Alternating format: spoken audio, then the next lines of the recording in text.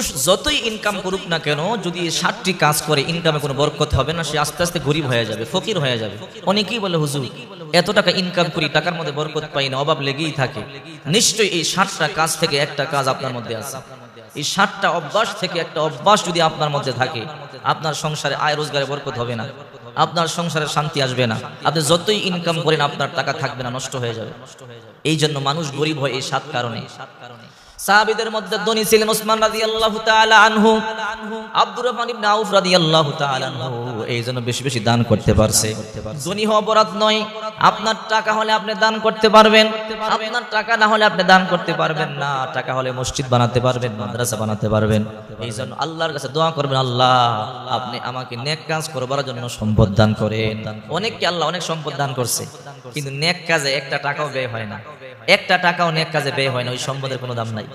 এই জন্য বলছিলাম এই 7টা কাজ যদি করেন আপনি গরিব হয়ে যাবেন। এই 7 কাজে মানুষ ফকির হয়ে যায়, 7 কাজে মানুষ ভিক্ষুক হয়ে যায়। এর মধ্যে 1 নাম্বার নামাজের মধ্যে তাড়াহুড়া করা। যে ব্যক্তি নামাজে তাড়াহুড়া করে ওই ব্যক্তি আস্তে আস্তে গরিব হয়ে যায়। বলতে পারেন হুজুর অনেকে তো নামাজই পড়ে না কিন্তু অনেক ধনী। আসলে এই ধনী নয়। অনেককে দেখবেন অনেক টাকার মালিক ছিল কিন্তু আস্তে আস্তে ফকির হয়ে গেছে। অনেক টাকার মালিক ছিল, আস্তে আস্তে গরিব হয়ে গেছে। বাবার আমলে টাকার অভাব ছিল না কিন্তু নিজের আমলে ফকির হয়ে গেছে, অথবা নিজের আমলে ধনী ছিল, সন্তানদের আমলে ফকির হয়ে গেছে। এই জন্য নামাজে যারা তাড়াহুড়া করে তারা একদিন না একদিন ফকির হয়ে যাবে, একদিন না একদিন গরিব হয়ে যাবে। 2 নম্বর দাঁড়িয়ে প্রস্রাব করা। যারা দাঁড়িয়ে দাঁড়িয়ে প্রস্রাব করে তাদের আয় রোজগারে বরকত হবে না, ইনকামে বরকত হবে না, তাদের পিছুটান লেগেই থাকবে। যত টাকা ইনকাম করে আরো এর চাইতে বেশি চলে যাবে। দেখেন না আমাদের দেশের অনেক মানুষ টাকার অভাব নাই, শত শত কোটি টাকা ফেলে ইন্ডিয়া চলে গেছে, শত শত কোটি টাকা রেখে ভারত চলে গেছে, আমেরিকা লন্ডন চলে গেছে, দুবাই চলে গেছে। দেখেন না টাকায় কিন্তু সবকিছু দিতে পারে না, টাকায় কিন্তু সুখ শান্তি দিতে পারে না। এই জন্য দাঁড়িয়ে প্রস্রাব করবেন না। 3 নাম্বার দাঁড়িয়ে পানি পান করা। বিশ্বনবী মুহাম্মদ রাসূলুল্লাহ সাল্লাল্লাহু আলাইহি ওয়াসাল্লাম বলেন দাঁড়িয়ে পানি পান করে শয়তান। তোমরা দাঁড়িয়ে পানি পান করবে না, দাঁড়িয়ে পানি পান করে শয়তান। যদি তোমরা দাঁড়িয়ে পানি পান করো, শয়তানের পদাঙ্ক অনুসরণ করলা, সুন্নতের বহির্ভূত চললে ওখানে বরকত নাই, শয়তান চলে আসে। আর শয়তান যেখানে চলে আসে সেখানে গজব নাজিল হয়। এরপরে 4 নাম্বার প্রস্রাবের জায়গার মধ্যে ওযু করা। সাবধান, প্রস্রাবের জায়গার মধ্যে ওযু করবেন না। অনেকে আছে যেখানে প্রস্রাব করে বাথরুমে গিয়ে ওযু করে, এরকম আছে না?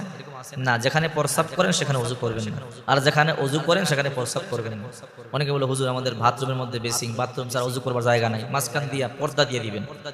একটা পর্দা টানায় রাখবেন, ওযু করবার সময় পর্দাটা হিজাব, একটা পর্দা দিয়ে আলাদা করে ওযু করবেন।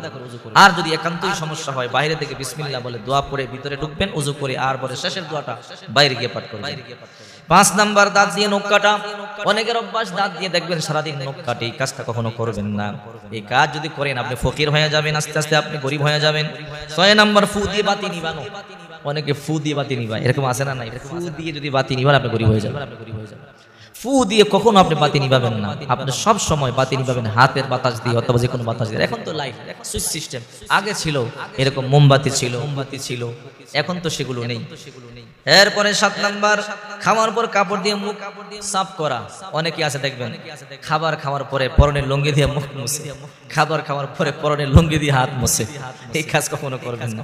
গ্রামের সরল সোজা মানুষেরা এগুলো বেশি করে, গরিব মানুষেরা এই কাজগুলো কখনো করবেন না। খাবার খাবেন আলাদা কাপড় দিয়ে আপনি হাত মুছবেন, টিস্যু দিয়ে হাত মুছবেন, অন্য কাপড় দিয়ে, পরনের কাপড় দিয়ে আপনি হাত মুছবেন না। এই 7টা কাজ যদি আপনি করেন আপনি কোনোদিন ধনী হতে পারবেন না। যদি আপনার টাকা থাকে ও টাকা আস্তে আস্তে চলে যাবে, টাকার মধ্যে বরকত পাবেন না।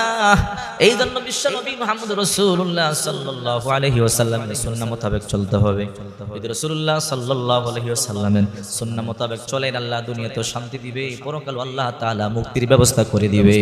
এই জন্য আসুন আমরা নবীজির সুন্নাহ মোতাবেক চলি, আল্লাহ দুনিয়াতে কল্যাণ দান করবেন, পরকালেও কল্যাণ দান।